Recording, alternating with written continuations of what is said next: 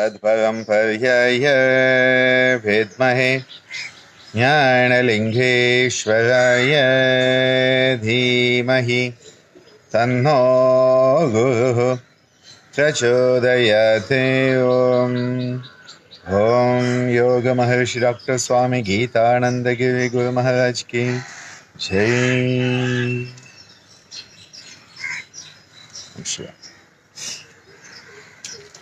We have been looking at the different bindus, and yesterday we had a detailed look at the aprakasha bindu, that bindu which is in the central back region of the head, and that physical region being a correlation to that beautiful metaphysical psychic bindu, a bindu that is correlated with the brainstem region, that region that is to do with our survival instincts, the primitive desire to survive at any cost, that abhinivesha klesha. When Patanjali talks of the kleshas, he says that all the kleshas, they are based on the foundation of avidya. Avidya, which means the confusion rather than ignorance. Because avidya is not just you don't know.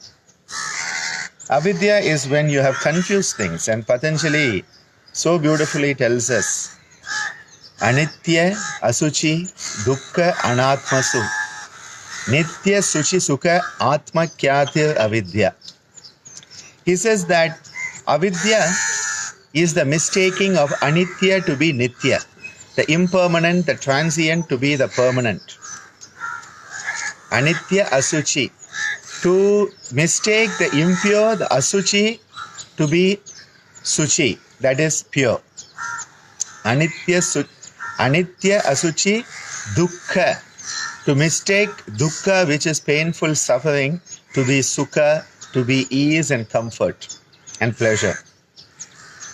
And the most important one, anatmasu, that which is not the self.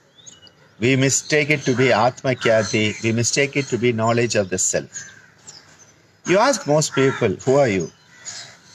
And they'll give you a very good list. They'll give you a list that encompasses their name, their date of birth, names of the family, father, mother, brother, sister. They will give you their educational qualifications. They'll give you their nationality. They'll give you their religious identity. They'll give you their gender identity. They'll give you a whole list. And Ammaji often used to give the students during the 6 months training at Anand Ashram. She used to give them an assignment where they had to write answers, 100 answers to the question, who am I?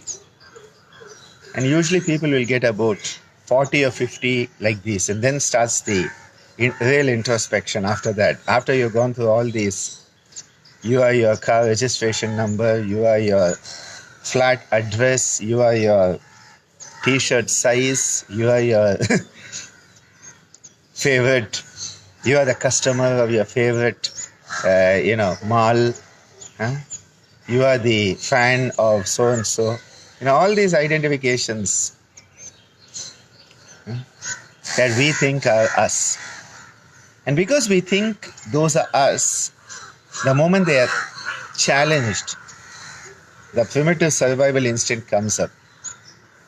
The moment someone says something that is related to our name, our race, our cultural identity, our skin color, our religious affiliation, immediately the survival instinct comes in. The root is avidya. And that is why Patanjali tells us avidya kshetram, with avidya as the field, the fertile field.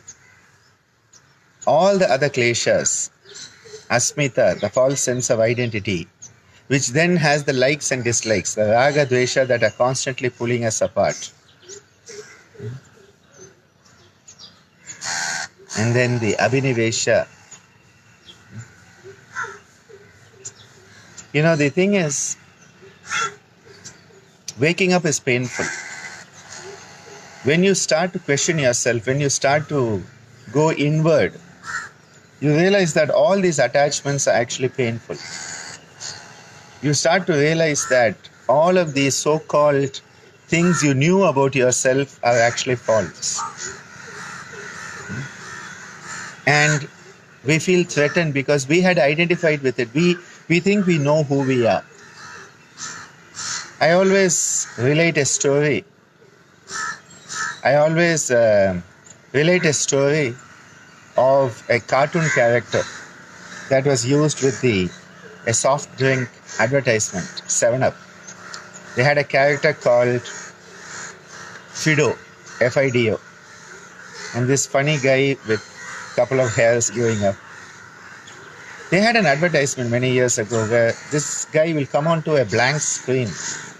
He'll start asking questions because he's not too sure what is not. Everything is blank. And so he starts drawing a chair, a table, and he creates his own world, and then he sits down and he's very happy. Very, very happy because now he knows who he is, where he is, and then he can drink his favorite 7-Up. I used to laugh at that advertisement because that is exactly what we are all doing. Everything is a blank slate. And then someone tells us you have been born on this planet, so you're a human being. Someone tells us you were born on this day. Someone says this was your name we gave you. So you have become part of this family and this religion and this nationality, and we take it as who we are. That is where the avidya is very deep. And so the moment you start waking up and questioning yourself, you realize all of these attachments are based on avidya. They are not based on reality. And that becomes very painful. So people are like, I would rather be asleep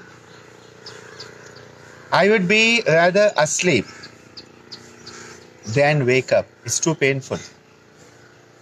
And so many of Swamiji, Ammajis, and my own students have come up to us later and said, why did you wake us up? Sleep is so pleasant. Ignorance was so much blissful.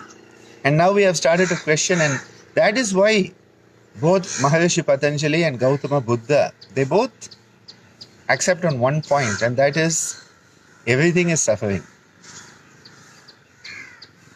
Patanjali says when the Viveka Buddhi, when your Viveka starts to open up and you become a person who is endowed with Viveka,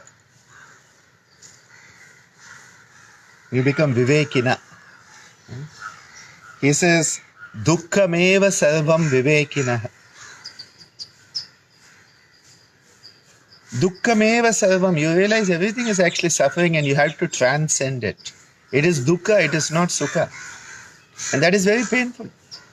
That is the same quandary that so many people have had in the millennia, the moment they come on the spiritual path. That is why it is easy to teach a couple of asanas, a couple of pranayamas, a couple of make-believe meditations. And people are very happy because they don't have to ask themselves, they don't have to look at themselves. And the moment they don't have to look at themselves, then they are very fine. So important. Because all of this is basically a big dream. And then you wake up from it. But as long as you are in the dream, everything is real for you. That's why the movie Inception is worth watching for this. It has many of these concepts in a modern movie form. And Leo is in it, so worth watching it. Inception. This Aprakasha Bindu is the place that sheds light on the darkness. Because the darkness is the desire to cling. It is the dark part of us that says, I want to survive at any cost. I want to survive at any cost. And the light says, survival is not the highest virtue anymore. Survival is the highest virtue at the level of the reptilian state of being, not when you are human. And that is why, as you grow spiritually, you may actually become more vulnerable in this externalized world, because you may start to actually transcend this survival instinct that is so important for survival in this modern world. And that is why I remind my kids, Yoganjali Natyalayam and all, they are my kids. I remind them, even if you win the rat race,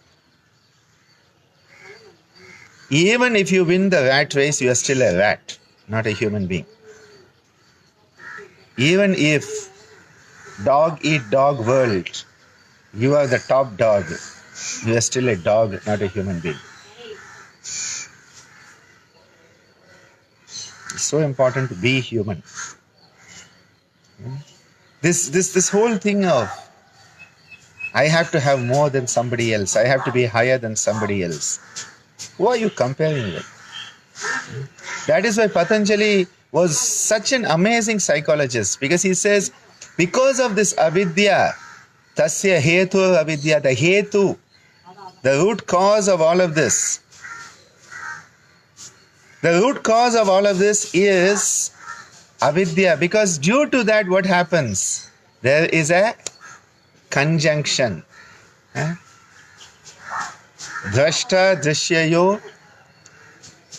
There is that between the seer and the seen, there is a union. It's actually a malunion. It is like the actor who thinks he is a character. It is fine as long as he's on screen, as long as he's on the stage. But once he gets off the stage, he should come out of that. If he keeps going home and thinking he's that superhero that he was in the movie, he's going to be smacked in his face by his wife. He's not going to get dinner. Because he's trying to be something he's not. He's attached to that which was a temporary identity, not the permanent.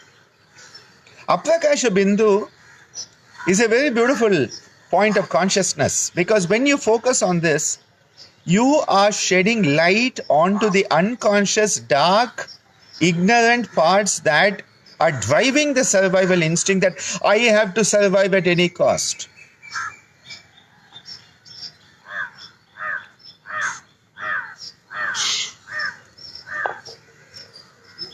When the Christ yogi was put up on the cross, he was not worried about survival. That is why Christ is definitely a yogi in my eyes. On that cross, he is not worried about getting down. He is not worried about how do I get out of this. And he is able to have Ishvara Pranidhana, Atman Prasadanam, thy will be done. Father in heaven, thy will be done. He has transcended that Abhinivesha Klesha. Very, very important. Very, very important to have that. Now, just because he had transcended it didn't mean they didn't try to kill him. Just because he had transcended the desire to survive, they were not nice to him. So don't expect, just because you have transcended the desire to survive, that people will let you survive. Most probably they try to get rid of you, because you have become a threat to their existence, because you are not like them anymore. You have become different. You have become the forerunner, because your forebrain is working, F-O-R-E, not F-O-U-R. That forebrain is working, you have become a forerunner, you have gone ahead of the pack, and that threatens them. You don't have survival instinct, you are not threatened, but they are threatened by you. And that is why Swamiji used to say so often, he said, I don't have any enemies. I don't have any enemies, but many people may perceive me as an enemy, because I am a threat to them. But again, that's their business, not mine. Some of my students were saying, oh, so-and-so said this bad about you, and somebody in Jindal Naturopathy Institute in Bangalore was talking bad about you. I'm like, that's his business. If he wants to be in hell, that's his business. May he stay there and be very comfortable wherever he is in that hell. Why should I worry about what he thinks about me? What he thinks about me does not make me. What I am makes me. You have no control about what people think about you. That is their business. And why should it bother you? If my dog barks at me, what does it? It's the dog that is barking. It is the cat that is meowing. It is the crows that are cawing. Huh? And so I go to the crows. If imagine I come up here and for half an hour, I am just trying to rebut all the allegations made by these crows. That's what they're doing there. They're telling all of you, watch out, this guy is no good, he's false, he's fake. This is gangster yogi without his glasses and hat. Don't believe him, it's not Dr. Ananda. That's what they're telling you. And so I keep on saying, ka, ka, ka, ka, ka, ka, ka, ka, ka, ka, ka, ka, ka, ka, ka. Are you going to get any class? You're not going to get any class if I'm busy cawing back at the crows. They are living their swadharma. A crow is living its swadharma. When it's ka, ka, ka, ka, ka, that's its job. Go on. Now, if I sit here for half an hour going ka, ka, ka, ka, ka, ka, they think it's funny. Huh?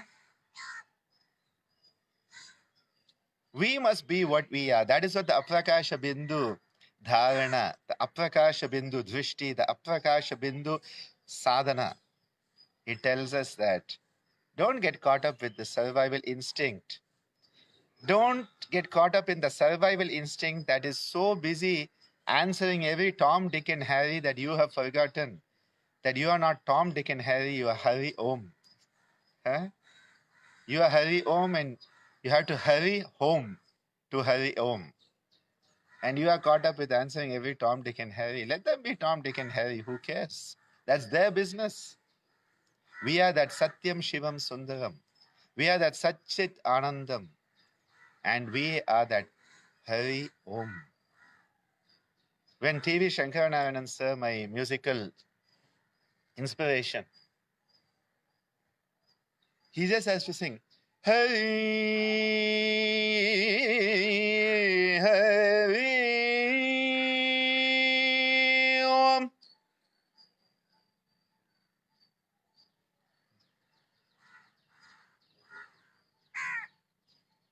That's where you want to be. Hari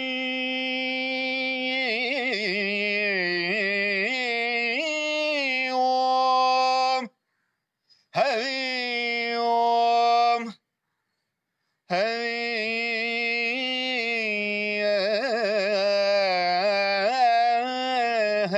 Om, Hari Om, Hari Om, Hari Om.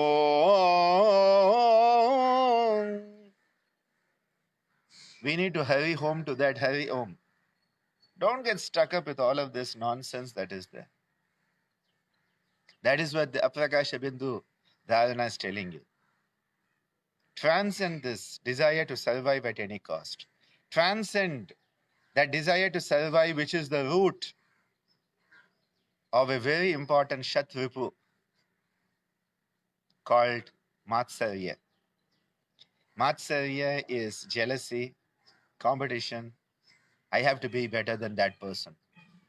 My child has to be better than somebody else. The other day in that parenting webinar, someone asked a question. My child always wants to be first, and if he is not first, he feels bad. Huh? And I answered, it's not the child who wants to be first, it's that parent. It's that parent who wants to be first, and so is always pushing the child, and so is pushing on to the child. That concept of you have to be first. And so the child starts to say, I have to be first. If I'm not first, I'm not happy, because that is to satisfy the parent. No child worries about being first or second. They are fine with what they are. They are just having fun. especially the younger kids. I tell you, at Yoga Anjali, I work with thousands of young kids. They support each other. When one child is going to fall down, the other catches them. The other child will support the child who is falling. The one who is slipping is being helped by the other child. It's we adults, it's the parents at Yoganjali Natyalayam. It has never been the children who are a problem, it's the parents.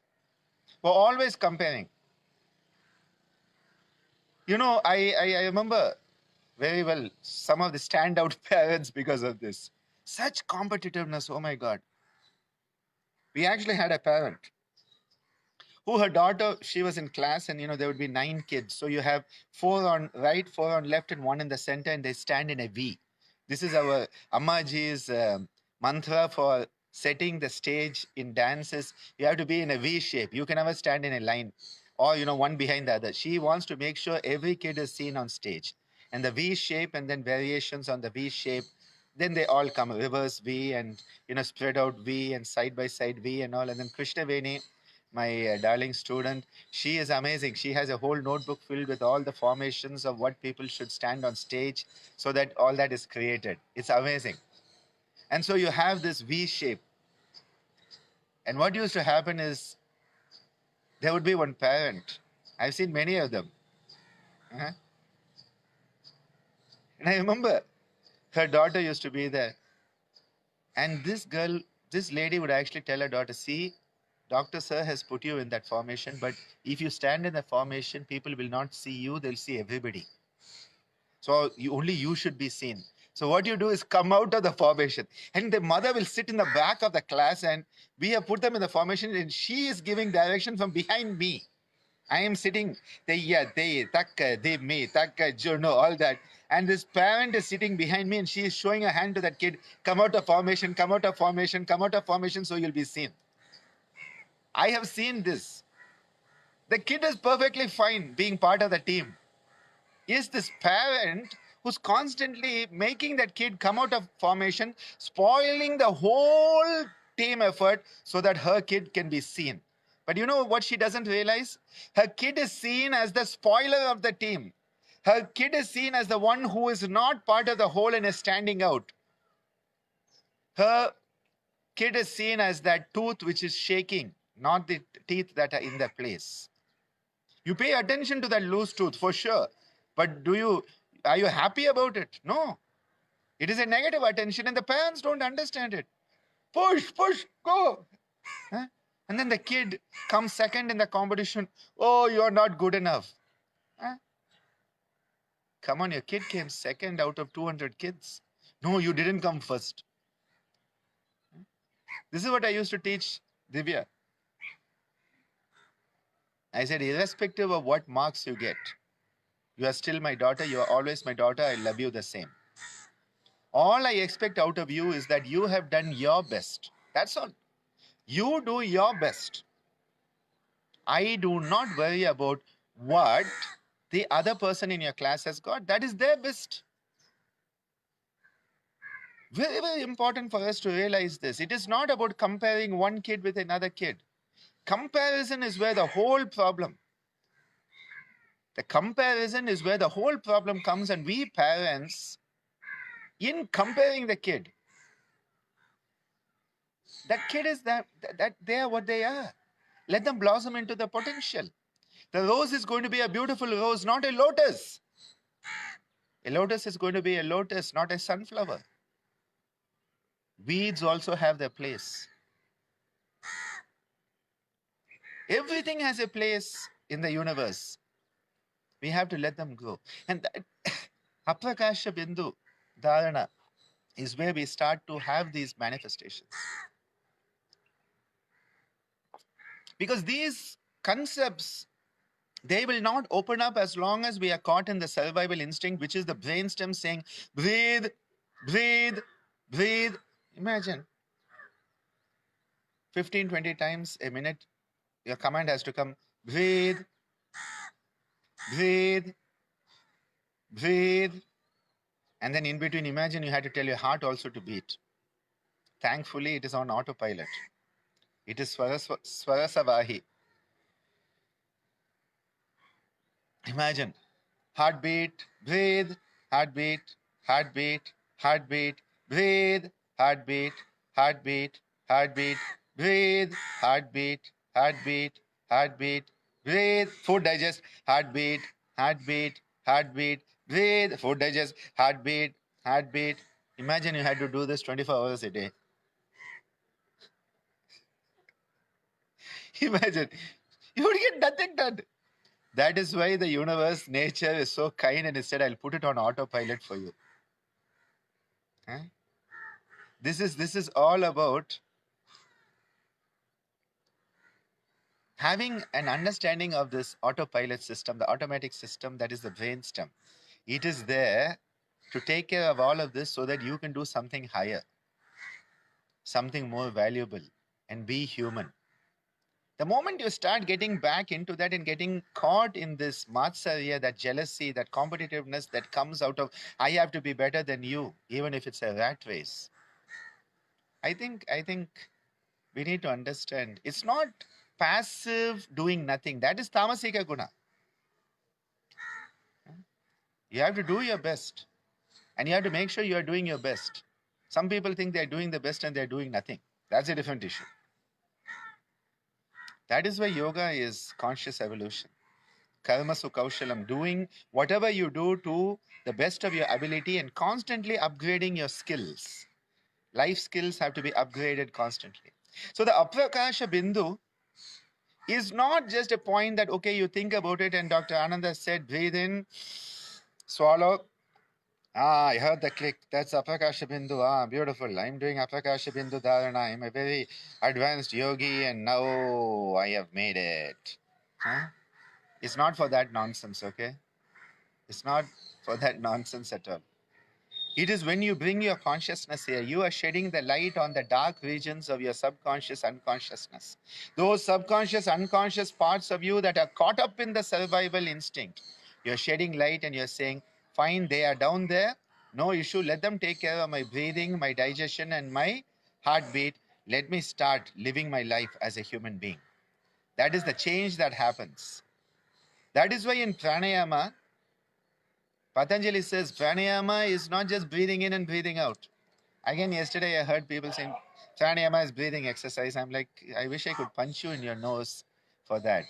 But then I'm supposed to follow ahimsa, so I cannot. But gangster yogi can do that. That's why he came back yesterday. Yoga and meditation. E. Pranayama is breathing exercise. E. Yoga and pranayama. Ah! Huh? Ha, ha, ha. As Devasana was teaching you the other day. Ha, ha, ha, ha, ha, ha. And ha. Seriously. Pranayama, Patanjali says, is going beyond inhalation and exhalation. Gati vicheda, shwasa prashwasa, your gati vicheda, you are going beyond inhalation and exhalation. It's not just prolonging inhalation, prolonging exhalation. That is all the technique part. The concept is you go beyond the need to breathe. What have you done? Transcended the very survival instinct that says, if you don't breathe, you are dead. And the yogi says, that's what you think, brainstem. I don't need to breathe. I can be alive through the direct prana that comes into me through the universe. And you slow down your breath. The brainstem's like, breathe faster. And you're like, slow down the breath. The brainstem's, you'll die. You say, slow down the breath. The cortical part of you, the forebrain part of you is telling that. That is where the Aprakasha Bindu Dharana comes in. You start to focus on that area and you are transcending the need to breathe. The very basis of survival, which is breathing. See, you can go without food for quite a few days. There are people who for years go without food. You can go without water for also a few days. But you cannot go without breath for more than a few minutes. And that is that survival. And in pranayama, what you are doing, you are transcending that. That is why at that point, what is happening? Tatakshiyate prakasha avaranam. That prakasha which was there, which was hidden in the darkness. The dark shroud of ignorance was covering that inner light. And so you thought, if I don't breathe, I will not survive. And suddenly the prakasha comes and you say, I can survive. I can go beyond survival because the universe is on my side. Lot of concepts are there. Aprakasha bindu, survival instinct, transcending it, the use of pranayama as a higher sadhana, antaranga yoga sadhana of pranayama. People say, oh, pranayama is bahiranga. I say, yeah, initially it is bahiranga. Each of the angas becomes an antaranga when you go deeper. Have a wonderful day. Meet you later.